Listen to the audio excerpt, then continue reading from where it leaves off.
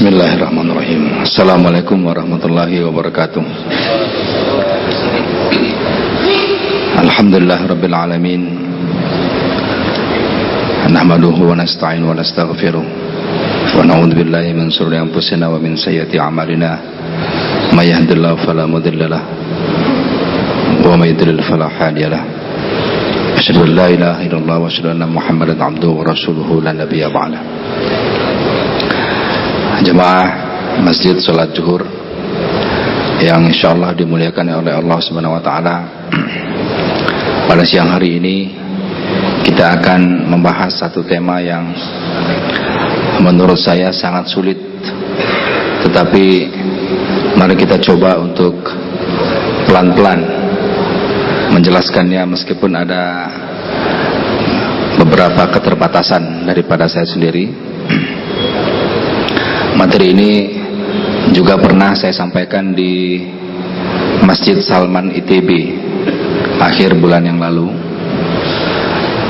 Tentunya hal yang sangat ideal adalah ketika kita hidup di dunia dengan sejahtera dan meninggal masuk surga. Kalau dulu saya kecil itu ada anekdotnya, kecil dimanja, ya, besar itu ya, sejahtera gitu ya, terus mati masuk surga, kira-kira begitu. Tapi kita coba lihat bagaimana aturan Islam, aturan agama kita menjawab tentang masalah ini. Sejahtera kalau kita lihat secara ta'rifnya, secara definisinya, menurut Wikipedia Bahasa Indonesia, maka sejahtera adalah keadaan yang baik. Ya, kalau badan kita sehat, kalau hati kita damai, aman, tentram, tidak gundah gulana, tidak sedih, tidak gelisah, kemudian secara ekonomi kita cukup, itu namanya sejahtera menurut Wikipedia. Dan bagaimana menurut Kamus Besar Bahasa Indonesia, sejahtera itu adalah aman, sentosa dan makmur, selamat atau terlepas dari segala macam gangguan, baik itu gangguan fisik maupun gangguan ekonomi. Nah, bagaimana Islam bicara tentang sejahtera? Ini penting. Ya, sesungguhnya agama kita ini turun untuk mengatur kehidupan. Ya, mengatur kehidupan bagaimana yang seharusnya. Dan tidak dilarang untuk kita memiliki harta. Tetapi begitu kita memiliki harta, apa yang seharusnya kita lakukan? Dan sejarah pun telah merekam dengan sangat baik di dalam surat 106. Surat apa nih? Apa namanya? Namanya?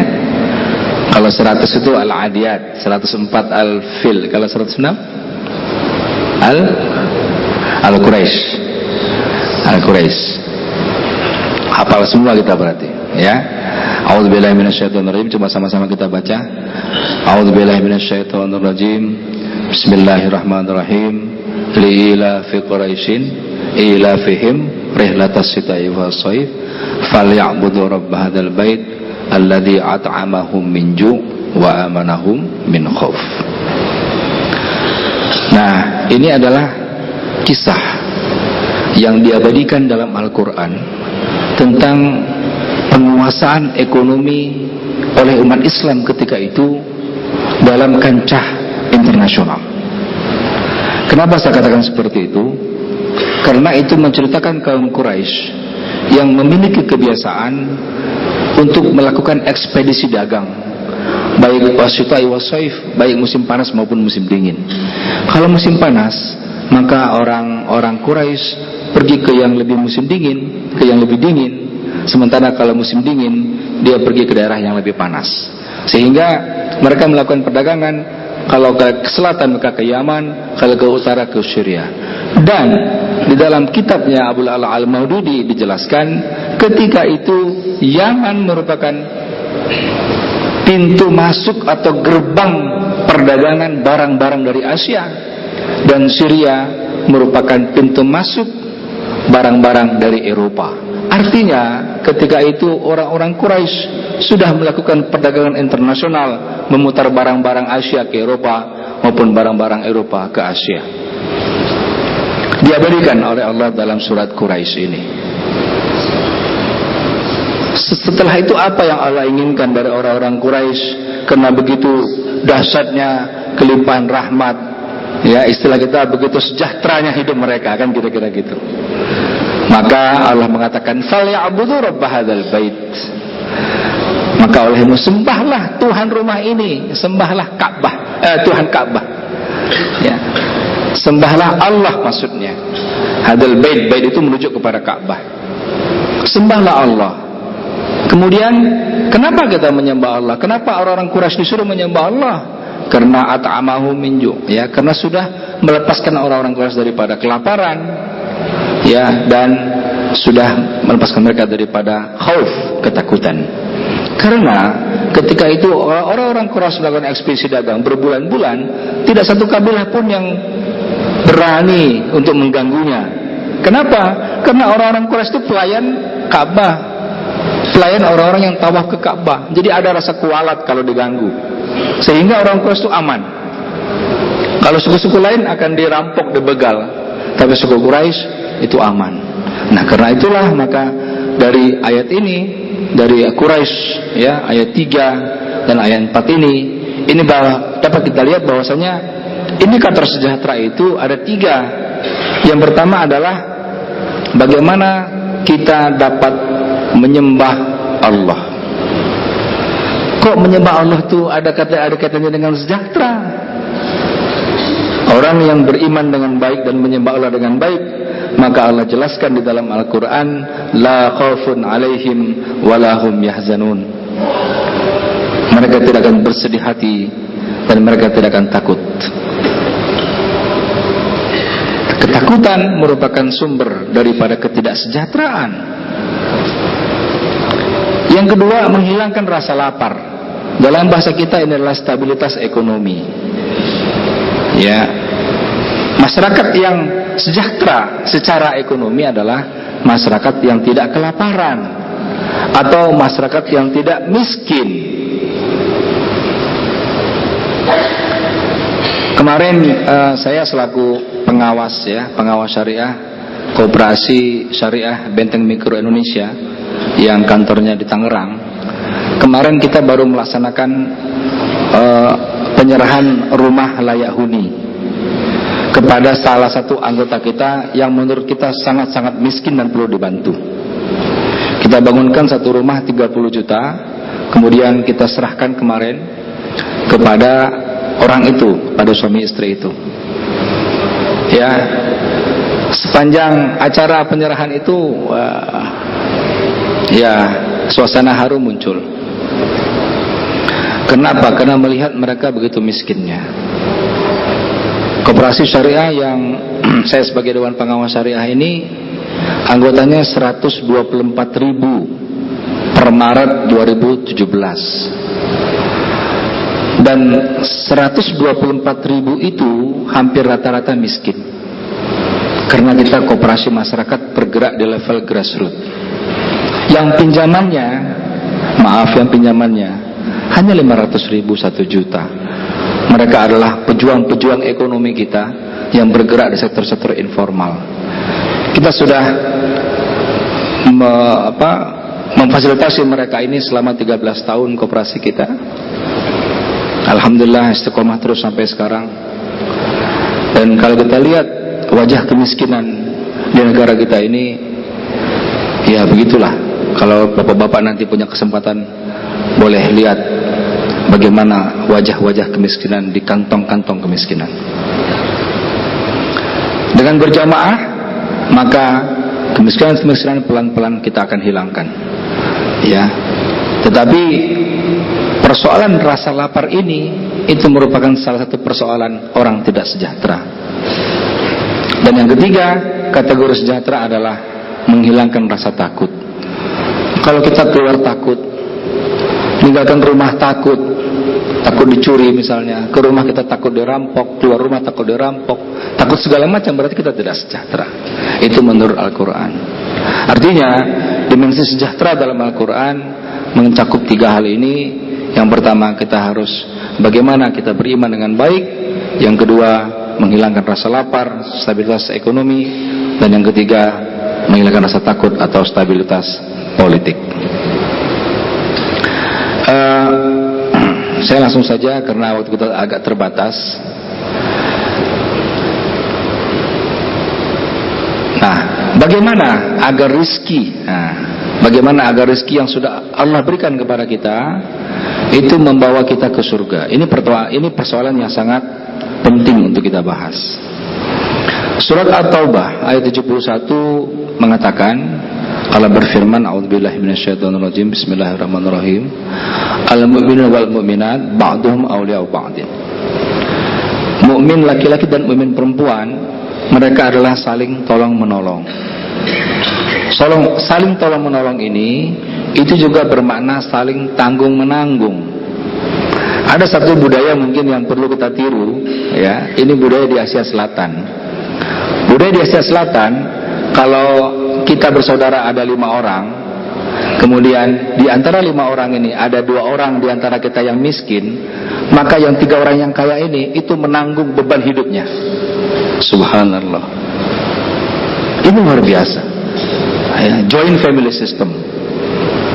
Jadi di dalam satu keluarga itu tidak terlihat kemiskinan, padahal di antara 5 bersaudara ada 2 atau 3 yang miskin. Tetapi karena mereka saling menanggung, tidak ada anak yang tidak sekolah, tidak ada anak yang terlantar di jalanan, karena saling menanggung di antara kakak, adik maupun abang dan adik ini. Ya. Nah, ini adalah salah satu implementasi daripada tolong menolong. Yang pertama yang harus tolong adalah kerabat kita.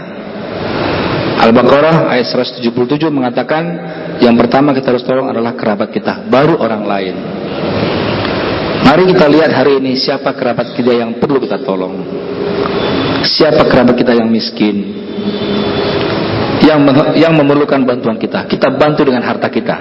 Itu adalah salah satu cara untuk membawa kita ke surga, menurut At-Taubah ayat 71. Kemudian yang kedua adalah bagaimana kita supaya kita bisa menjauhi sifat boros, mubazir dalam menggunakan harta. Karena boros ini Al-Quran mengatakan itu adalah saudaranya setan, ya, ikhwan daripada syaitan. Ya, sebagaimana kita tahu setan adalah musuh-musuh Allah. Saya sempat berpikir, kenapa sih orang boros itu disebut dengan saudara setan? Kenapa? Karena boros itu tidak menggunakan rezeki yang sudah Allah berikan kepada kita, tidak pada tempatnya digunakannya. Allah beri rezeki kita itu sudah jaminan Allah. Siapapun yang berusaha Allah pastikan akan mendapatkan rezeki. Tetapi oleh yang mendapatkan rezeki itu dihambur-hamburkan. Itu namanya tidak berterima kasih. Itu namanya kufur nikmat. Tidak berterima kasih, kufur nikmat. Nah, orang yang kufur nikmat ini diantaranya adalah syaitan. Ketika Allah menyuruh syaitan untuk sujud kepada Adam, dia menolak. Ngapain saya harus sujud kepada Adam? Khalaqtani min nar wa khalaqtahu min tin. Syaitan mengatakan, jasadku lebih baik, materi aku lebih baik penciptaannya. Aku dari api diciptakan, sementara Adam dari tanah. Masa aku harus sujud kepada Adam? Penolakan intinya, kufur, penolakan, kafarah. Ya, begitupun dengan kita menolak nikmat daripada Allah Subhanahu Wa Taala tidak pada tempatnya. Sehingga boros dan mubazir ini kita harus betul-betul perhatikan. Ya, apa itu boros? Nah, saya baca lagi dalam sebuah kitab. Ya, boros ini juga bermakna kita membelanjakan harta kita untuk hal-hal yang maksiat. Ini juga namanya boros. Selama ini yang saya pahami, boros itu adalah kita belanjakan untuk yang halal tapi berlebih-lebihan. Itu namanya boros. Tetapi, nah ini menarik sekali. Sesuatu yang namanya boros adalah membelanjakan meskipun sedikit daripada harta kita untuk hal-hal yang maksiat. Ya, lagi-lagi orang yang boros adalah temannya setan. Al-Isra ayat 26 dan ayat 27. Ini yang kedua. Jadi yang pertama tadi apa? Yang pertama tadi, menolong orang lain dengan harta kita. Yang kedua, menjauhi sifat boros dan mubazir. Ya. Yang ketiga, upaya kita untuk membawa kita ke surga, mudah-mudahan kita masuk surga semuanya, adalah agar adanya peredaran harta tidak hanya bertumpuk pada segelintir orang saja. Ya, Al-Hasyr ayat 7. Ya. Jadi persoalan konsentrasi ekonomi. Ya. Satu ketika saya di terminal bandara, saya mau terbang kemana lupa saya, kemudian saya main ke Periplus. Periplus itu toko buku di bandara. Saya buka, ada itu buku yang menarik untuk saya baca gitu, dan akhirnya saya beli. Judulnya adalah The Caring Economy. The Caring Economy. Penulisnya adalah ahli ekonomi barat, jelas tidak muslim, tetapi isinya hampir-hampir mendekati ekonomi Islam. Dan di situ dia bahas bagaimana perbandingan ekonomi yang seharusnya menurut Dalai Lama ketika itu. Jadi dia wawancara bagaimana Dalai Lama berpikir tentang ekonomi, kemudian dia gabungkan dengan teori-teori ekonomi, dan dia tulis dari sebuah buku yang judulnya The Caring Economy. Nah, kawan-kawan sekalian, boleh itu dibaca, ya dilihat, ya bagaimana sebenarnya sistem ekonomi alternatif, ya, yang tidak seperti sekarang ini. Nanti kalau kita bicara makro itu bisa lebih panjang lagi ceritanya. Tetapi intinya adalah agar harta tidak bertumpuk di segelintir orang saja. Nah, Islam ada mensyariatkan, ada zakat, ada infak, ada sedekah, dan ada wakaf. Ya, zakat yang wajib yang kita keluarkan 2,5%. Berapapun income kita, 2,5% harus keluarkan sebagai yang pertama sekali. Ya. Kemudian infak ini berupa harta. Sedekah bisa berupa harta, bisa juga berupa kebaikan. Kita membuang duri di jalan adalah sedekah. Kita membuang kulit pisang di jalan agar orang tidak terpeleset adalah sedekah. Kita senyum kepada saudara kita adalah sedekah. Dan yang terakhir adalah wakaf. Wakaf ini adalah sesuatu amalan yang membuat umur kita lebih panjang daripada usia kita. Kita sudah menjadi tanah, sudah entah kemana pun jasad kita, tapi orang masih sebut-sebut nama kita karena wakaf kita. Nah, inilah yang harusnya kita garap, kita galakkan. Dan masalah wakaf ini sudah sangat marak di negara-negara Islam, apalagi di Turki. Ya, itu hampir bangunan-bangunan besar di sana itu dibangun dari dana wakaf. Nah, pertanyaannya juga adalah kenapa kita harus berzakat, infak, sedekah, dan wakaf? Coba lihat surat An-Nahl, ya. Ini menarik sekali, surat An-Nahl ayat 71, ya. Boleh dibuka di handphonenya, ya. Surat An-Nahl itu surat yang ke-16, ayatnya ayat 71. A'udzubillahi minasyaitonirrajim. Bismillahirrahmanirrahim. Wallahu faddala ba'dakum ala ba'din fi rizqi. Allah melebihkan kamu sebagian yang lain dalam hal rezeki. Artinya tidak mungkin rezeki kita sama. Sunatullahnya ada yang kaya, ada yang miskin, ada yang sedang. Kenapa? Allah sudah berfirman dalam Al-Quran, Allah memberikan kelebihan sebagian daripada sebagian yang lain dalam hal rezeki. Faman ladzina fuddilu biraddi rizqihim. Ya, kemudian tapi barang siapa orang yang sudah dilebihkan rezeki itu, ya, tidak mau mengembalikan rezekinya kepada orang-orang yang membutuhkan, ya, rizqihim ala ma malakat aymanuhum fahum fihi sawa, ya, agar agak sedikit terangkat ekonominya. Afa bi ni'matillah yajhadun, maka mengapa mereka mengingkari nikmat Allah? Jadi ini salah satu yang kita coba budayakan di koperasi syariah tadi adalah bagaimana kita berinfak, bersedekah, berwakaf untuk orang-orang miskin. Ya, dengan lembaga kita bisa membangun banyak hal, tetapi dengan pribadi agak sulit. Koperasi kita sudah membangun 32 rumah layak huni, dan insya Allah tahun ini juga akan bangun 30 rumah lagi. Ya, bapak-bapak atau ibu yang Allah berikan rezeki boleh bantu bangun sebanyak-banyak lagi. Karena ada 8.400 rumah lagi yang harus dibangun, yang sangat-sangat tidak layak. Ya. Jadi kalau orang yang sudah Allah berikan rezeki, kemudian dia tidak menggunakannya, tidak mengembalikannya kepada orang yang membutuhkan, maka An-Nahl 71 mengatakan itu adalah sama dengan mengingkari nikmat Allah. Kemudian percayalah, ya, ini slide yang terakhir, percayalah apa yang kita infakkan akan diganti oleh Allah Subhanahu wa taala. Mari kita lihat surat Saba, surat 34 ayat 39. Ya. Ini ayat ini lugas, tangkas dan singkat sekali ayatnya. Ya. A'udzubillahi minasyaitonirrajim. Bismillahirrahmanirrahim. Qul, katakanlah, Inna Rabbi yabsutu rizqa liman yasha. Inna Rabbi, sesungguhnya Tuhanku, yabsutu rizqa, melampangkan rezeki, meluaskan rezeki liman yasha, kepada siapa-siapa yang Allah kehendaki.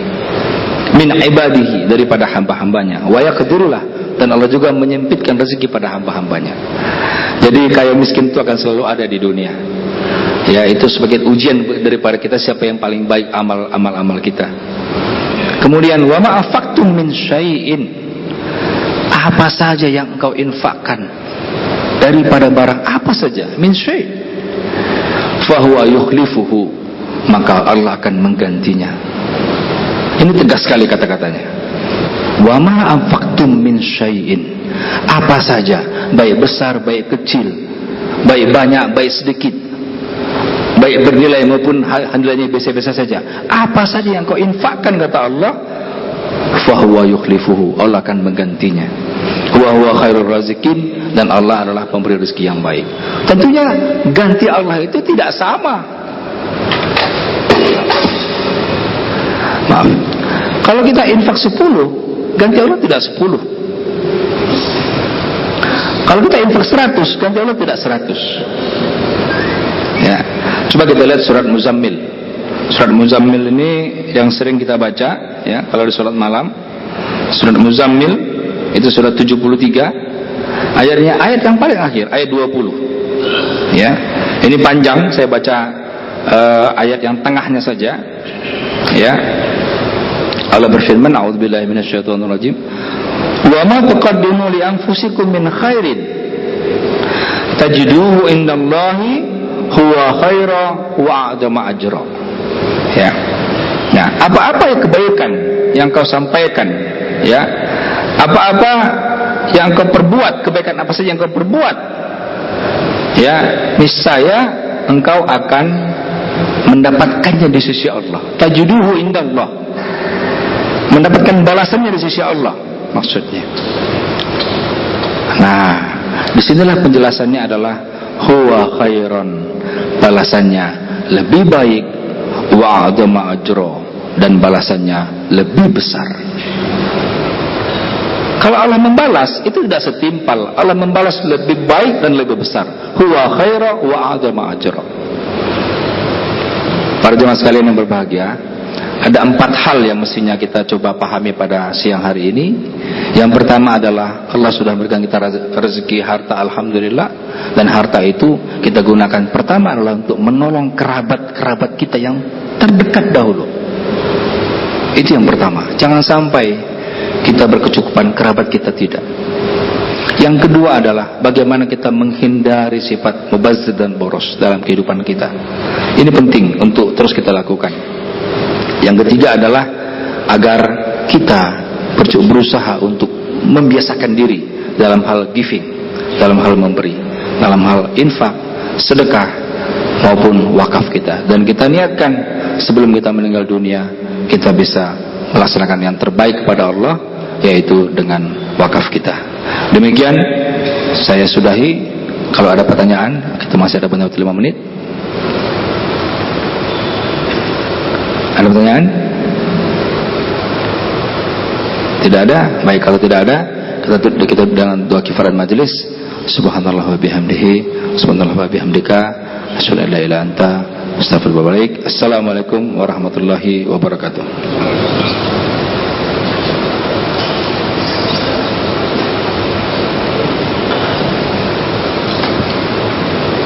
diinfokan kepada jemaah. Beliau ini jauh dari Bogor, seorang penulis tentang ekonomi